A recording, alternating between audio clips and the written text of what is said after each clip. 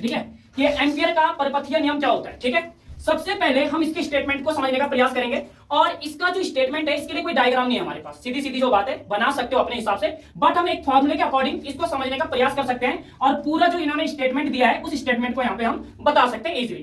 तो इन्होंने बताया क्या, एम्पियर का जो परिपथीय नियम है एक्चुअल में क्या होता है, तो इस फॉर्मूले पे यहाँ पे जो हमने ये स्टेटमेंट दिया है, इस स्टेटमेंट को थोड़ा सा गौर करो। क्या कह रहा है कि किसी बंद वक्र के लिए, ठीक है, कि किसी बंद वक्र के लिए चुंबकीय क्षेत्र वेक्टर बी का रेखीय समाकलन बंद वक्र द्वारा घेरे गए क्षेत्रफल में उपस्थित कुल धारा I का म्यू नॉट गुना होता है। ठीक है, तो एक बार फिर से इसको रीड करेंगे। अभी देखो कि किसी बंद वक्र के लिए, यानी कि एक चीज तो यहां से हमारे पास फिक्स है, एक चीज तो यहां से क्लियर हो रही है कि भैया जो एम्पियर का परिपथीय नियम होता है ना, ये किसी बंद वक्र के लिए लगता है हमेशा। समझ में आई मेरी बात? ठीक है ना, यानी कि कहीं पर भी अगर एम्पियर के परिपथीय नियम का जो अनुप्रयोग होंगे, चाहे वो 2 होंगे 3 होंगे, तो वहां पर तुम्हें सबसे पहले कंडीशन क्या होगी कि एक बंद वक्र तुम्हें वहां पे जरूर मिलेगा। बात समझ में आ रही है? तो पहली लाइन को गौर करोगे कि किसी बंद वक्र के लिए, ठीक है, मान लो कोई बंद वक्र है कुछ इस प्रकार से, ठीक है, यहाँ पे आप लोग समझ सकते हो, ये हमारे पास एक बंद वक्र है, या इसको हम एक बंद पृष्ठ भी बोल सकते हैं। ठीक है, जो तुम्हें सही लगता है, जो तुम्हारे अकॉर्डिंग मतलब सही है, आप अपने अकॉर्डिंग इसको बता सकते हो। तो किसी बंद वक्र के लिए चुंबकीय क्षेत्र वेक्टर बी का रेखीय समाकलन, ठीक है, यानी कि ये मान के चलो कि हमारे पास इसमें कोई चुंबकीय क्षेत्र है, ठीक है, जिसको हम क्या बोल रहे हैं, वेक्टर बी बोल रहे हैं, क्योंकि चुंबकीय क्षेत्र को हम किससे रिप्रेजेंट करते हैं, वेक्टर बी से। तो इस वेक्टर बी का रेखीय समाकलन, तो समाकलन मतलब इंटीग्रेशन, जो ये हल्का सा कीड़ा सा नजर आ रहा है, ठीक है, इसी में हम इंटीग्रेशन कहते हैं। क्या बोला देखो, एक बार फिर से गौर करो, ठीक है, कोई बात नहीं। देखो कि किसी बंद वक्र के लिए, ये हो गया कोई बंद वक्र, समझो मेरी बात को, ये हो गया हमारे पास कोई बंद वक्र, और इस बंद वक्र के लिए ये जो बी है ये हमारे पास क्या है यहाँ पे, चुंबकीय क्षेत्र।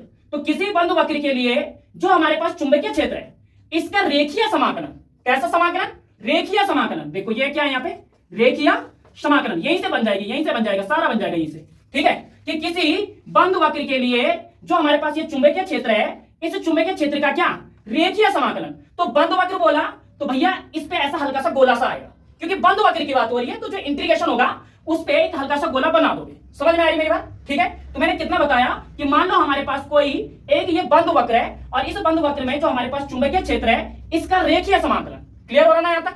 ठीक है, कि कोई बंद वक्र है, इसमें हमारे पास चुंबकीय क्षेत्र है, और इस चुंबकीय क्षेत्र का क्या, रेखीय समाकलन। आगे क्या कह रहा है, बंद वक्र द्वारा घेरे गए। अब देखो क्षेत्रफल की बात करूं मैं तो क्या होता है, जैसे सपोज करो ये मेरे पास नोटबुक है, तो मैं अगर ये बोलूं कि इसका क्षेत्रफल कितना है, तो भाई यहाँ पे जितना, मान लो कि इस वाली नोटबुक के ऊपर मैं इसको रखता हूं, तो जितना इसने क्या कर रखा है, प्लेस जो घेर रखा है, वो इसका क्षेत्रफल हो गया, वो इसका एरिया हो गया। या जैसे सपोज मान लो कि मैं तुम्हें पूछूं कि आप लोगों का क्षेत्रफल क्या है, तो जितना एरिया आप लोगों ने घेर रखा होगा वो आप लोगों का क्षेत्रफल हो गया।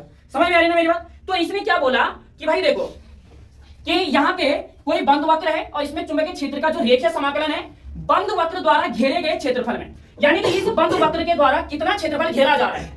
ठीक है, अब मान लो यार क्षेत्रफल का मतलब, मान लो कि यहां से अगर तुम इसको मेजर करते हो, ठीक है, तो मान लो कि अगर हम इसको मेजर करते हैं तो 5 सेंटीमीटर 10 सेंटीमीटर मतलब कितना है, ठीक है, कितना इसने जगह घेर रखी है, इस गोले ने कितना जगह घेर रखी है, वही हमारे पास क्या होता है, क्षेत्रफल होता है। बात समझ में आ रही है? तो इसने क्या बोला कि किसी बंद वक्र के लिए, ठीक है, किसी बंद वक्र के लिए चुंबकीय क्षेत्र का रेखीय समाकलन, ठीक है, उस बंद वक्र द्वारा घेरा गया क्या, क्षेत्रफल। क्षेत्रफल यानी कि एरिया।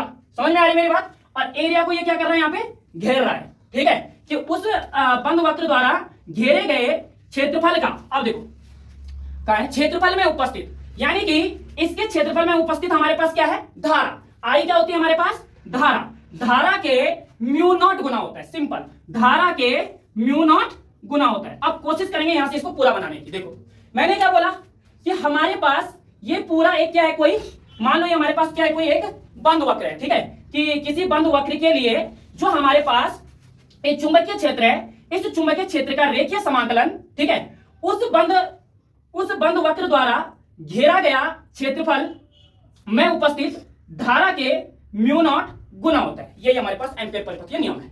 सिंपल। एक बार और मैं देखो, डायग्राम को समझो, डेरिवेशन को नहीं रखना है। ठीक है, इधर से क्लियर करने का प्रयास करो क्या बोला गया है, अपनी लैंग्वेज में इसको याद करने का प्रयास करो। सपोज मान लो मैंने बोला कि मेरे पास यहां पे कोई एक बंद वक्र है, या ऐसा बोल दो मेरे पास यहां पे कोई एक बंद पृष्ठ है, ऐसा भी बोल सकते हो। और इस बंद पृष्ठ में ये बी जो होता है, ये मेरे पास एक चुंबकीय क्षेत्र है। तो इस चुंबकीय क्षेत्र का क्या, रेखीय समाकलन।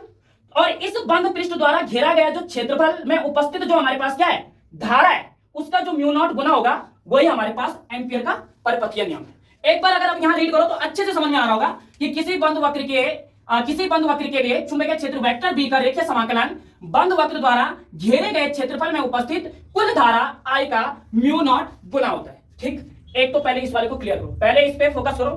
अभी भी अगर लैंग्वेज कुछ लोग नहीं बना पा रहे हैं, अब फॉर्मूले पे आ जाओ। तो एम्पियर का परिपथीय नियम जो होता है उसके लिए फॉर्मूला जो होता है हमारे पास वो होता है समाकलन, ठीक है, B इंटू dl या vector B into vector dl equals to mu naught into क्या होता है I। अब देखो यहां से भी बन सकता है बिल्कुल। अच्छा, ये हमारे पास क्या है, कोई बंद पृष्ठ है, ठीक है। इस बंद पृष्ठ में हमारे पास B क्या है, एक चुंबकीय क्षेत्र है, और इस चुंबकीय क्षेत्र का क्या हो रहा है, यहाँ पे रेखीय समाकलन हो रहा है। तब हमारे पास जो ये बंद पृष्ठ है इसमें हमारे पास क्या है, जो इसका जो क्षेत्रफल है, मतलब ठीक है, तो इसके द्वारा जो घेरा गया जो क्षेत्रफल में उपस्थित जो ये धारा है, ये धारा किसके गुनी है, यहाँ पे म्यू नॉट के गुनी है। यही हमारे पास एम्पियर का परिपथीय नियम है। कितने लोग इसको एक्सप्लेन कर सकते हैं अभी, ठीक है, क्या बोलेगी आंसर। किसी बंद वक्र के लिए चुंबकीय क्षेत्र बी वेक्टर का रेखीय समाकलन उस बंद वक्र द्वारा घेरे गए क्षेत्रफल में उपस्थित कुल धारा विधारा I के म्यू नॉट गुना होता है। क्या देखो, इससे तुम बेहतर समझ सकते हो इसको। जैसे मान लो कि ये हमारे पास एक बंद वक्र है, ठीक है, ये हमारे पास एक बंद वक्र है। तो इस बंद वक्र में हमारे पास चुंबकीय क्षेत्र वेक्टर बी भी है, ठीक है, ये बंद वक्र है, और इस बंद वक्र में हमारे पास एक चुंबकीय क्षेत्र वेक्टर बी भी है। इसका रेखीय समाकलन, और इसके द्वारा ये कितनी जगह घेर रहा है, मान लो ये इतनी जगह घेर रहा है यहाँ पे, ठीक है, तो ये इसका इतना इतना एरिया हो गया, ठीक है। तो क्या बोलोगे कि इस बंद पृष्ठ के द्वारा घेरा गया जो क्षेत्रफल है इसमें उपस्थित धारा के म्यू नॉट गुना होता है, ठीक है। समझा मेरी बात को। क्या बोला मैंने कि जैसे हमारे पास ये कोई एक बंद पृष्ठ है, बंद पृष्ठ का मतलब ये पूरा बंद ही है, ठीक है, ये कहीं से भी खुला हुआ नहीं है, ठीक है, तो ये पूरा बंद ही है। बात समझ में आ रही है। तो जैसे हमारे पास ये पूरा एक बंद पृष्ठ है, या इसको एक बंद वक्र बोल दो, तो इसमें हमारे पास क्या है, चुंबकीय क्षेत्र है, ठीक है। और इसमें जो हमारे पास ये चुंबकीय क्षेत्र है, इस चुंबकीय क्षेत्र यानी चुंबकीय क्षेत्र क्या है, इसमें वेक्टर बी है, तो उसका रेखीय समाकलन जस्ट अभी बताया कि सिंबल क्या होता है उसका रेखीय समाकलन इस बंद पृष्ठ के द्वारा घेरा गया जो क्षेत्रफल है कि भाई इसके द्वारा कितनी जगह घेरी गई है, इसमें उपस्थित, ठीक है, जो कुल धारा होगी I, उसका म्यू नॉट गुना होता है। यही एम्पियर का परिपथीय नियम है।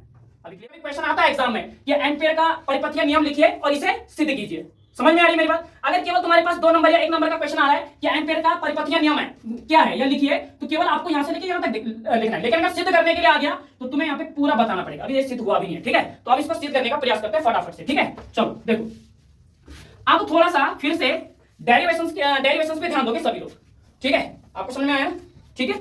देखो अब क्या कह रहा है कि एम्पियर का परिपथीय नियम की गणितीय व्याख्या, इसको हम प्रूव कैसे करेंगे, कैसे हम लेके आएंगे कि integration b into D L equals to mu naught I, कैसे हम इसको लेके आएंगे। तो देखो यहाँ पे सबसे पहले इन चीजों पे गौर करो, जो हमने ये थ्योरी लिखी है इस थ्योरी पे थोड़ा सा ध्यान दो। क्या कह रहा है कि माना एक बंद वक्र है, ठीक है, सपोज करो कि हमारे पास एक बंद वक्र है, ठीक है, ऐसा मैंने बनाया। देखो यहाँ पे ये मान लो कि ये हमारे पास क्या है, यहाँ पे एक बंद वक्र है, ठीक है। देखो पहली लाइन यही है कि माना हमारे पास एक बंद वक्र है जिस पर असीमित लंबाई का एक ऋजु रेखीय चालक XY की हम क्या करते हैं, यहाँ पे कल्पना करते हैं, यानी चालक तार, ठीक है, चालक तार XY की क्या करते हैं, कल्पना करते हैं। अब समझो मेरी बात को, ये हमारे पास एक बंद वक्र है, ये हमारे पास एक बंद वक्र है, और इस बंद वक्र पर मैं क्या कर रहा हूं, एक असीमित लंबाई का मतलब इसकी जो लंबाई है वो अनंत है, ठीक है, असीमित का मतलब यही है। तो ऐसे हमने यहाँ पे एक तार की क्या कर दी, मैंने यहाँ पे रचना कर दी। और कैसा तार है ये, ऋजु रेखीय तार, इसके बारे में शायद परसों भी मैंने बात की थी, ठीक है। और इसका नाम इधर से x है और इधर से इसका नाम क्या है, यहाँ पे y है। समझ में आई मेरी बात, ठीक है। कैसे बनाओगे लाइन, देखो कि माना हमारे पास एक बंद वक्र पृष्ठ है, ऐसा बोल दो, ठीक है, और इस बंद वक्र पृष्ठ में हम अनंत लंबाई का या असीमित लंबाई का एक ऋजु रेखीय चालक तार XY की कल्पना करते हैं। और एक लाइन और जोड़नी है, तो ऐसा बोलो कि ऋजु रेखीय धारावाही चालक तार XY के क्या करेंगे, रचना। ऐसे में तुम्हें फिर ये अलग से नहीं बोलना पड़ेगा, ठीक है। समझ में आ रही है मेरी बात। यहाँ तक क्या क्या चीजें बताई कि माना हमारे पास एक बंद वक्र है और इस बंद वक्र में मेरे पास असीमित लंबाई का एक ऋजु रेखीय चालक तार है, और इस चालक तार पे मैं क्या करूंगा, I धारा को इसमें प्रवाहित किया जा रहा है, यानी कि इस चालक तार को यहां पे आई धारा दी जाती है। देखो इस चालक तार को कौन सी धारा, आई धारा इसमें क्या की जा रही है, यहाँ पे प्रवाहित की जा रही है। तो ये क्या कह रहा है कि जिस कारण चालक के चारों ओर चुंबकीय बल रेखा सकेंद्रीय वृत्तों के रूप में होंगी। अब देखो इसका मतलब क्या है, देखो यहां से इसका मतलब क्या निकलता है, जैसे मैंने इसमें विद्युत धारा को प्रवाहित किया, ठीक है, तो इसका सेंटर पॉइंट क्या है हमारे पास यहाँ पे ओ, ठीक है। तो जैसे इसमें विद्युत धारा को प्रवाहित किया तो चुंबकीय क्षेत्र इसके उत्पन्न हो गया, और जब चुंबकीय क्षेत्र इसमें उत्पन्न हुआ ना तो उसकी जो डायरेक्शन होगी ना वो भी बिल्कुल ऐसे घूमेगा जैसा हमारे पास क्या होगा यहाँ पे ये बंद वक्र होगा। ऐसे हमारे पास चुंबकीय क्षेत्र की जो बल रेखाएं होंगी वो इसके सकेंद्रीय का मतलब इसके केंद्र से होकर गुजरेंगी या इसके केंद्र से होकर इस प्रकार से ये चलेंगी। देखो यहाँ पे, ठीक है, कि क्या कह रहा है कि जिस कारण चालक के चारों ओर चुंबकीय बल रेखाएं सकेंद्रीय वृत्तों के रूप में होंगी, सकेंद्रीय वृत्तों के रूप में होंगी, ठीक है। अच्छा एक बार फिर से देखो मैं क्या कह रहा हूं, माना कि हमारे पास क्या एक बंद वक्र है, ठीक है, ये हमारे पास एक बंद वक्र है, और इस बंद वक्र में मैंने असीमित लंबाई का, ठीक है, असीमित लंबाई का एक ऋजु रेखीय चालक तार XY की कल्पना की है। इसमें मैं क्या कर रहा हूं, आई धारा को प्रवाहित कर रहा हूं। जैसे मैं इसमें आई धारा को प्रवाहित कर रहा हूं तो इसमें चुंबकीय बल रेखाएं, ठीक है, जो ये चुंबकीय बल रेखाएं हैं ये इस बंद वक्र के सकेंद्रीय घूमने लगती हैं। ऐसे समझ में आ रही मेरी बात, सकेंद्रीय का मतलब उसके केंद्र से होकर क्या हो रही है, घूम रही है यहाँ पे। तो इस लाइन का मतलब यही है कि देखो यहाँ पे ये एम्पीयर का परपेचुअल नियम की जो गणितीय व्याख्या है कि माना एक बंद वक्र है जिस पर असीमित लंबाई का एक ऋजु रेखीय चालक तार XY की कल्पना करते हैं, जिसमें आई धारा को प्रवाहित किया जाता है, जिस कारण चालक के चारों ओर चुंबकीय बल रेखाएं सकेंद्रीय वृत्तों के रूप में होंगी। सकेंद्रीय वृत्तों के रूप में मतलब कि उसके केंद्र, अब ऐसा नहीं है ना, देखो सपोज करो मेरी बात को थोड़ा सा समझो, मान लो कि मैंने बोला कि देखो, ठीक है, जैसे ये है हमारे पास, ये हमारे पास क्या है यहाँ पे, ये हमारे पास एक बंद वक्र पृष्ठ है, ठीक है, और इस बंद वक्र पृष्ठ में तुम्हें क्या करनी है, एक चालक तार की क्या करनी है यहाँ पे कल्पना करनी है, ठीक है। तो ये हमारे पास चालक तार है, और कैसा चालक तार है ये, असीमित लंबाई का। असीमित लंबाई का मतलब जिसकी कोई सीमा ही नहीं, हमें नहीं पता कितना लंबाई है, ठीक है। तो ये असीमित लंबाई का एक ऋजु रेखीय धारावाही चालक तार है, ठीक है, ऐसा भी बोल सकते हो। धारावाही इसलिए बोल रहा हूं क्योंकि इसमें मैं अब क्या करूंगा, आई धारा को प्रवाहित करूंगा। तो जैसे मैंने इसमें आई धारा को प्रवाहित किया तो इसमें चुंबकीय बल रेखाएं उत्पन्न होती हैं। तो जो चुंबकीय बल रेखाएं होती है ना वो जब घूमना स्टार्ट करते हैं तो वो ऐसे घूमती हैं। देखो ये इसका केंद्र हो गया यहाँ पे, तो ऐसे घूमेंगी देखो, और इसमें जो हमारे पास चुंबकीय बल रेखाएं होंगी वो हमारे पास क्या होंगी, बहुत प्रकार से होंगी, ठीक है। तो ऐसे घूमेंगी वो, देखो ऐसे ऐसे घूमती रहेंगी वो, इसके अनेकों प्रकार की ऐसे घूमती रहेंगी, ठीक है। अब आपको इसलिए समझ में नहीं आ रहा होगा क्योंकि एक और टॉपिक आता है चुंबकीय बल रेखाएं, ठीक है, ये चुंबकीय बल रेखाएं क्या होती हैं, ठीक है, तो उसको तुम्हें समझा देंगे। लेकिन यहाँ तक समझ में आया पहले, तुम्हें समझ में आ रहा है, ठीक है, क्या क्या चीजें बताई मैंने यहाँ पे, ठीक है। तो ये चीज है कि मैंने क्या बताया कि सपोज करो ये हमारे पास यहाँ पे एक बंद वक्र पृष्ठ है, ठीक है, और इस बंद वक्र पृष्ठ में मैंने असीमित लंबाई का एक ऋजु रेखीय चालक तार XY की क्या की है, मैंने यहाँ पे कल्पना की है। फिर मैंने इसमें आई धारा को प्रवाहित किया। आई धारा को प्रवाहित करने पर इसमें जो चुंबकीय बल रेखाएं होती हैं वो इस बंद पृष्ठ के क्या होती है, सकेंद्रीय होती है। ऐसा बोल सकते हो कि इसमें जो हमारे पास बंद पृष्ठ है इसके क्या सकेंद्रीय होती है, और इनकी जो दिशा होती है वो कैसी होती है, लंबवत होती है। कहां पे हो देखो, ठीक है, जो चालक के तल के क्या होती है, लंबवत होती है, ठीक है। तो ये चालक के तल के कैसे होंगे, यहाँ पे लंबवत होंगी। तो यहां तक की थ्योरी देखो। फिर इसमें क्या बोला कि जो ये चालक तार XY है, ये तो बहुत सिंपल है, ये तो तुम स्टार्टिंग लेवल से करते हुए आ रहे हो कि चालक तार XY का जो मध्य बिंदु है वो क्या है, O है, या चालक तार XY का मध्य बिंदु O बोल दो, या वृत्त का मध्य बिंदु क्या बोल दो, O बोल दो। मध्य बिंदु O से r दूरी पर स्थित एक बिंदु P है, और इसी बिंदु P पर हमें क्या करना है, यहाँ पे चुंबकीय क्षेत्र की गणना करनी है। चुंबकीय क्षेत्र की तीव्रता है हमारे पास, कितनी है वो तुम्हें यहाँ पे देखने को मिल जाएगी, B = μ0I/2πr। समझ रहे मेरी बात को, ठीक है। तो यहाँ से अगर मैं ये बोलूं कि पूरा कैसे बताओगे, तो देखो यहाँ से हमारे पास एक बंद वक्र पृष्ठ है, ठीक है, ये मान लो हमारे पास एक बंद वक्र पृष्ठ है, और इस बंद वक्र पृष्ठ पे हमने असीमित लंबाई का एक ऋजु रेखीय चालक तार XY की कल्पना की है, जिसमें हम आई धारा को प्रवाहित करते हैं। जैसे मैं इसमें आई धारा को प्रवाहित करता हूं तो इसमें चुंबकीय बल रेखाएं वृत्त के सकेंद्रीय घूमने लगती हैं या वृत्त के क्या सकेंद्र पर होती हैं, ठीक है। फिर ये बताना है कि ऋजु रेखीय जो हमारे पास ये चालक तार है इसका मध्य बिंदु O है, मध्य बिंदु O से r दूरी पर स्थित बिंदु P है, और बिंदु P पर जो हमारे पास चुंबकीय क्षेत्र की तीव्रता है वो कितनी है, तो वो है B = μ0I/2πr। अब यहाँ पे भी प्रॉब्लम क्रिएट होगी बिकॉज पीछे का टॉपिक है, ठीक है। अब बताओ, ठीक है। अच्छा यहाँ पे मैंने क्या बोला, थोड़ा मेरी बात को समझो। यहाँ पे ये बताया गया कि जैसे सपोज करो कि हमारे पास एक वृत्त है, ऐसे मान लो सीधा सीधा, यह हमारे पास ये बंद वक्र है और इस बंद वक्र में हमने एक्स वाई एक चालक तार रखा हुआ है, ठीक है। तो इसमें हम ये बोल सकते हैं कि आई धारा प्रवाहित कर रहे हैं, तो इसमें जो चुंबकीय बल रेखा है वो इसके साथ केंद्रीय है। इसमें मध्य बिंदु O है, मध्य बिंदु O से r दूरी पर स्थित एक बिंदु P है और इसी बिंदु P पर हमारे पास जो चुंबकीय क्षेत्र की जो तीव्रता है वो mu naught B equals to कितनी बताई मैंने, B equals to mu naught I upon 2 pi r है। लेकिन ये कहां से निकली, तो ये कहां से निकली, हमने एक टॉपिक पढ़ाया था तुम्हें कि वृत्ताकार धारावाही कुंडली के कारण, वृत्ताकार धारावाही कुंडली के कारण जो अक्ष पर हमारे पास चुंबकीय क्षेत्र की तीव्रता होती है ना, तो जब हम x की वैल्यू कितनी कर देते थे वहां पे, 0 कर देते थे, मतलब दो स्थितियां लगाई थी हमने वहां पे, तो जो मैंने कल बताया परसों बताया, परसों बताया था, ठीक है ना। तो जब हम x की वैल्यू कितनी कर देते थे वहां पे 0 कर देते थे, तो हमारे पास जो वृत्ताकार धारावाही कुंडली होती थी उस पर जो चुंबकीय क्षेत्र का जो मान आता था वो B equal to mu naught I upon 2 pi r आता था। तो ये वहीं से आया, मतलब इसके लिए पीछे की वीडियोस देखना या इसके लिए पीछे का पढ़ना बहुत जरूरी है, ठीक है, यही होता है, बात समझ में आई, ठीक है। और यहाँ पे मेरे पास ऐसा कुछ नहीं है कि मैं तेरे को मतलब समझाऊंगा, बिकॉज अगर इसको मेरे को समझाना है तो पूरा टॉपिक पढ़ना पड़ेगा, ठीक है। तो वो शायद होगी मेरे पास वीडियोस पड़ी हुई, मैं आपको बता दूंगा, ठीक है। अच्छा, यहाँ तक समझ में आया क्या क्या चीजें हुई हमारे पास, ठीक है, मैंने क्या क्या चीजें बताई, तो भाई यहाँ तक आप लोगों को अच्छे से समझ, अभी मिटाना चाहिए इसको, ठीक है। तो एक बार फिर से, अब मैं क्या कह रहा हूँ कि भाई इसका मध्य बिंदु है O और मध्य बिंदु O से कितना डिस्टेंस है हमारे पास, r डिस्टेंस, ये रहा मध्य बिंदु O, इसको थोड़ा नीचे कर लो, मध्य बिंदु O से r दूरी पर स्थित हमारे पास यहाँ पे क्या एक बिंदु P है, देखो यहाँ पे मध्य बिंदु O से r दूरी पर स्थित हमारे पास बिंदु P है ना, और इस बिंदु P पे देखो मैं ऐसा बना रहा हूं इसको थोड़ा सा जानबूझ के ताकि तुम्हें अच्छे से नजर आ रहे, ठीक है। तो ये इस बिंदु P पे जो हमारे पास चुंबकीय क्षेत्र की तीव्रता है ना, B की जो वैल्यू है ना, वो हमारे पास कितनी है, mu naught I upon 2 pi r, कितनी है भाई, समझ में आई ना मेरी बात, कितनी है, ठीक है। अब उसके बाद क्या कह रहा है, देखो चालक तार, सॉरी और तो नहीं लिखा ना इसमें कुछ मैंने, ठीक है, डायरेक्टली यही लिखा है, चलो ठीक है। अच्छा, अब देखो हम क्या करते हैं, अब मैं क्या कह रहा हूं कि जो ये चालक तार मैंने बनाया है, सॉरी जो हमारे पास ये एक क्या है बंद वक्र है, इसके किसी हिस्से पे या इसके किसी भाग पे हम एक अल्पांश की कल्पना करेंगे, एक अल्पांश बनाएंगे। अल्पांश का मतलब क्या होता है कि जितना बड़ा हमारे पास ये वाला वृत्त है, इसी के जैसा एक छोटा सा वृत्त बनाना है, किसी भी भाग पे बना दो। तो मान लो कि मैं यहाँ पे बना रहा हूं, देखो यहाँ पे ऐसा और ये हो गया ऐसा, समझ रहे हो मेरी बात को, ठीक है। मैंने क्या बोला कि जो हमारे पास ये बंद वक्र है, इस बंद वक्र के किसी हिस्से पे या किसी भाग पे हम एक अल्पांश की रचना करते हैं। अल्पांश का मतलब होता है छोटा या लघु अवयवी बोल सकते हैं, और इसकी जो लंबाई है, ठीक है, और इसकी जो लंबाई है या ऐसा बोल दो कि जो अल्पांश है इसको मैं रिप्रेजेंट करूंगा यहाँ पे किससे, dl से, किससे मैं रिप्रेजेंट करूंगा इसको, dl से, ठीक है, वेक्टर dl से।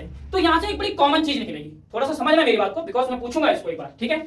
मैंने ये बोला कि देखो एक बार मैं फिर से रिपीट कर रहा हूं इसको, जितना मैंने ओवरऑल यहाँ पे बना रखा है, ठीक है। अब इसके बाद सीधा इसका न्यूमेरिकल लगेगा, तो यहां से इसको पहले कॉन्सेप्ट बाय कॉन्सेप्ट समझने का प्रयास करना, ठीक है। सपोज हमारे पास ये क्या है, यहाँ पे एक बंद वक्र है, ठीक है, ये हमारे पास एक बंद वक्र है, और इस बंद वक्र में ये हमारे पास असीमित लंबाई का, ठीक है, असीमित लंबाई का एक क्या यहाँ पे ये रिजु रेखीय चालक तार XY है। इसमें धारा को प्रवाहित किया, धारा को प्रवाहित करने पर जो चुंबकीय क्षेत्र है वो इसके सकेंद्रीय हो जाता है, ठीक है, मतलब इसके सकेंद्रीय इस प्रकार से ये हो जाता है। फिर बताना है कि विजु रेखीय चालक तार का मध्य बिंदु O है, मध्य बिंदु O से r दूरी पर स्थित बिंदु P है, और बिंदु P पर जो मेरे पास चुंबकीय क्षेत्र की तीव्रता है वो mu naught I upon 2 pi r है। फिर मैंने ये बोला कि जो मेरे पास ये बंद वक्र है, इस बंद वक्र के किसी भाग पे, किसी भी भाग पे या किसी भी हिस्से पे हम एक अल्पांश dl की रचना करते हैं। अब देखो जो dl है और जो हमारे पास यहाँ पे चुंबकीय क्षेत्र की तीव्रता है, दोनों की डायरेक्शन समान है। देखो मेरी बात को ध्यान से सुनो, मैंने क्या बोला कि जो मैंने ये अल्पांश पृष्ठ बनाया ना, और जो हमारे पास ये वेक्टर भी यहाँ पे था जिसकी वैल्यू कितनी है, mu naught I upon 2 pi r, इन दोनों की डायरेक्शन सेम है। और जब इन दोनों की dl की जो दिशा है ना वो ऐसा है, बिल्कुल आगे की तरफ, सामने की तरफ है मेरे, ठीक है। देखो ये एरोस का मतलब सामने की तरफ, ये किसकी डायरेक्शन है यहाँ पे, dl मतलब अल्पांश पृष्ठ। और जो हमारे पास यहाँ पे चुंबकीय क्षेत्र वेक्टर भी है, मान लो ये वेक्टर भी है, और अगर इसकी भी डायरेक्शन सेम है, दोनों की दिशा एक जगह है, एक ही ओर है, तो थीटा बराबर कितना डिग्री एंगल बनता है, 0 डिग्री एंगल बनता है, ठीक है। हमने बनाई, जैसे जैसे मैंने तुम्हें एक्सप्लेन किया, सारा चीजें यहाँ पे लिखी हुई हैं, आप लोग इसको एक बार अच्छे से देख लेना, ठीक है। कि माना एक बंद वक्र है जिस पर असीमित लंबाई का एक ऋजु रेखीय चालक तार XY की कल्पना करते हैं, जिसमें I धारा को प्रवाहित किया जाता है, जिस कारण चालक के चारों ओर चुंबकीय बल रेखाएं सकेंद्रीय वृत्तों के रूप में होंगी जो चालक तल के लंबवत होंगी। चालक तार XY का मध्य बिंदु O है, मध्य बिंदु O से r दूरी पर स्थित एक बिंदु P है जिस पर चुंबकीय क्षेत्र की जो तीव्रता है, देखो P = μ0 4π × 2I/r, ये भी हो सकता है क्योंकि 2I से ये 4 मतलब 2 से ये 4 यहाँ पे कैंसिल हुआ है, ठीक है, इसलिए यहाँ पर ये इतना आया है। यार तुम कंफ्यूज मत होना, तुम डायरेक्टली ये लिख देना, ठीक है, ठीक है। ये है हमारे पास, तो इसमें जो हमारे पास चुंबकीय क्षेत्र की तीव्रता है वो B = μ0 I/2πr है। अब इसने क्या बोला कि जो वेक्टर dl है, जो अल्पांश पृष्ठ है, और जो हमारे पास चुंबकीय क्षेत्र की तीव्रता की जो दिशा है, वेक्टर B की जो दिशा है वो कैसी है, समान है। मतलब कि थीटा बराबर कितना डिग्री, 0 डिग्री, थीटा बराबर कितना डिग्री, 0 डिग्री बन रहा है यहाँ पे, ठीक है।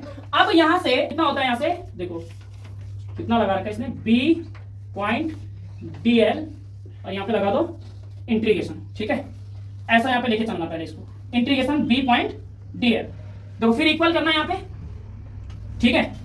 अब ये यहां पे जो ये कंडीशन है ना, ये कैसा है, A.B के रूप में है, A.B के रूप में, यानी कि इंटीग्रेशन B.dl, ये होता है सदिशों का एक अदिश गुणनफल, और जब ये टूटेगा तो इसके साथ एक चीज और यहाँ पे ऐड होगी, वो होगा cos थीटा, ठीक है।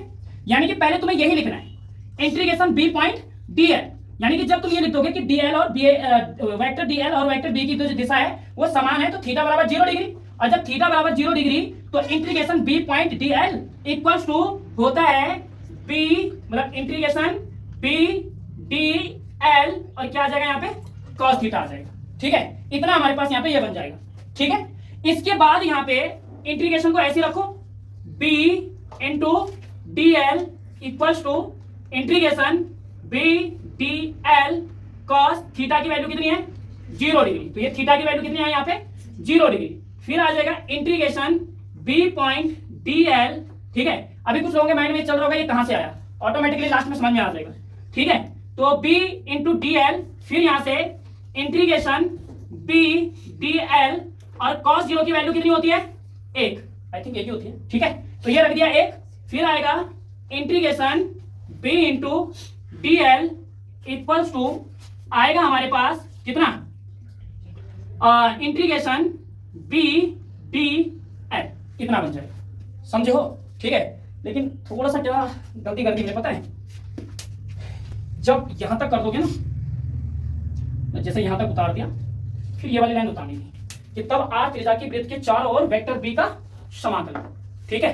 तो मतलब ये आना था कि तब r त्रिज्या की वृत्त के चारों ओर वेक्टर b का समाकलन, और ये जस्ट अभी हमने किया यहाँ पे, तो ये मैंने बताया इंटीग्रेशन B.dl, जैसे ये सदिशों का एक अदिश गुणनफल होता है, जैसे ये टूटेगा तो यहाँ पे इंटीग्रेशन B.dl क्या लगेगा, cos थीटा लगेगा, और फिर यहाँ से इंटीग्रेशन ऐसे रखोगे B.dl इंटीग्रेशन, ठीक है, B.dl cos थीटा की वैल्यू 0, फिर यहां से आएगा समाकलन B × dl, फिर यहां से B समाकलन B.dl cos 0 की वैल्यू 1, तो ये आ जाएगा B.dl इंटीग्रेशन में और समाकलन B.dl, पूरा क्या बन जाएगा, B.dl, और इसको मान लो यहां से समीकरण नंबर 1, ये लो, इसको समीकरण नंबर 1 मान लो यहां से, ठीक है।